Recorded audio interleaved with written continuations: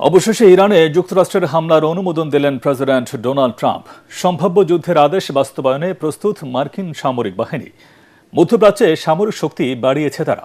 ইসরায়েলের সঙ্গে সংঘাতে ইরানের পক্ষে চীন ও রাশিয়া নৈতিক সমর্থন দিলেও তেহরান এখনও মস্কোর কোনো সহযোগিতা চায়নি বলে জানিয়েছেন প্রেসিডেন্ট ভ্লাদিমির পুতিন।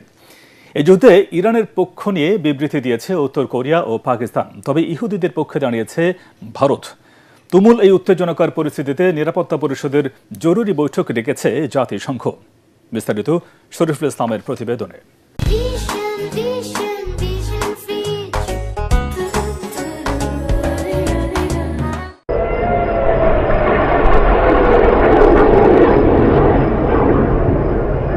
ইরানের সাথে তুমুল লড়াইয়ের এ পর্যায়ে ইসরায়েলে হাইপারসনিক ক্ষেপণাস্ত্র ছুড়ছে ইরানের বিপ্লবী গার্ডের অ্যারোস্পেস ফোর্স, যা সরাসরি আঘাত হানছে ইসরায়েলের বেসামরিক এলাকাগুলোতে।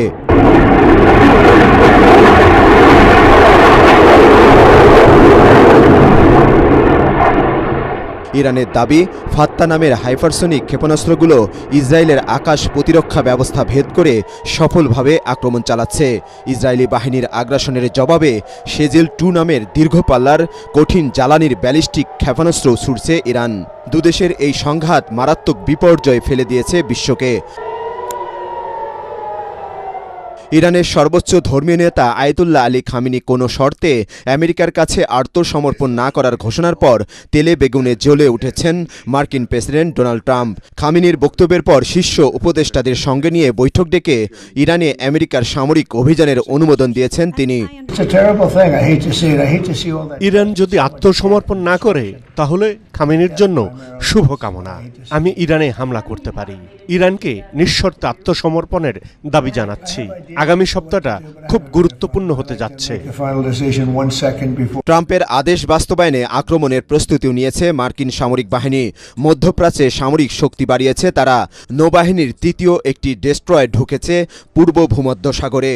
আরও একটি এয়ারক্রাফট ক্যারিয়ার স্ট্রাইক গ্রুপ পাঠানো হচ্ছে আরব সাগরে। ইসরায়েলের পাশে থাকার জন্য ট্রাম্পকে ধন্যবাদ জানিয়েছেন প্রধানমন্ত্রী নেতানিয়াহু। আমি প্রেসিডেন্ট ট্রাম্পকে ধন্যবাদ জানাচ্ছি। তিনি ইসরায়েলের একজন মহান বন্ধু।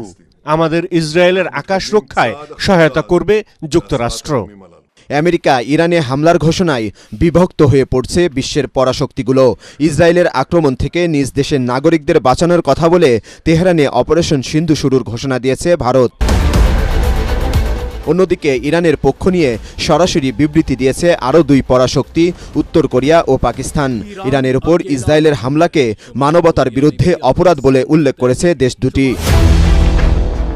ইরানে আমেরিকার আগ্রাসন পরিকল্পনার বিরুদ্ধে তীব্র প্রতিক্রিয়া দেখিয়েছে চীন। যুক্তরাষ্ট্র ছাড়া বিশ্ব আরও নিরাপদ বলে টুইট করেছেন প্রেসিডেন্ট শি জিনপিং। ইরানের পক্ষে নৈতিক সমর্থন আছে চীন ও রাশিয়ার, তবে ইরান এখনও মস্কোর কোনো সহায়তা চায়নি বলে জানিয়েছেন প্রেসিডেন্ট পুতিন। ইরানি বন্ধুরা এখনো আমাদের কাছে কোনো সহযোগিতা চায়নি, তবে রাশিয়া কারো ওপর কোনো কিছু চাপিয়ে দিচ্ছে না। আমরা শুধু এই পরিস্থিতি থেকে বেরিয়ে আসার সম্ভাব্য উপায় নিয়ে কথা বলছি। মধ্যপ্রাচ্যে আঞ্চলিক 2 শত্রু দেশের মধ্যে সামরিক উত্তেজনায় উদ্বিগ্ন জাতিসংঘ মহাসচিব। চলমান পরিস্থিতিতে কোনো দেশকে কারো পক্ষ না নিয়ে বরং আগ্রাসন বন্ধের আহ্বান জানিয়েছেন তিনি। ইসরায়েল ইরানের মধ্যে তুমুল লড়াইয়ে মহাসচিব গুতেরেস গভীরভাবে উদ্বিগ্ন। দুদেশকেই অবিলম্বে সামরিক আগ্রাসন থেকে বিরত থাকার আহ্বান জানাচ্ছে। ইরান তার অবস্থান থেকে না সরলে তেহরানে মার্কিন সামরিক হামলা আসন্ন। আর আমেরিকা এই যুদ্ধে জড়িয়ে পড়লে বসে থাকবে না চীন এবং রাশিয়াও। ফলে নিশ্চিত এক মহা বিপর্যয়ের দিকে এগোচ্ছে বিশ্ব। শরীফুল ইসলাম, এটিএন বাংলা।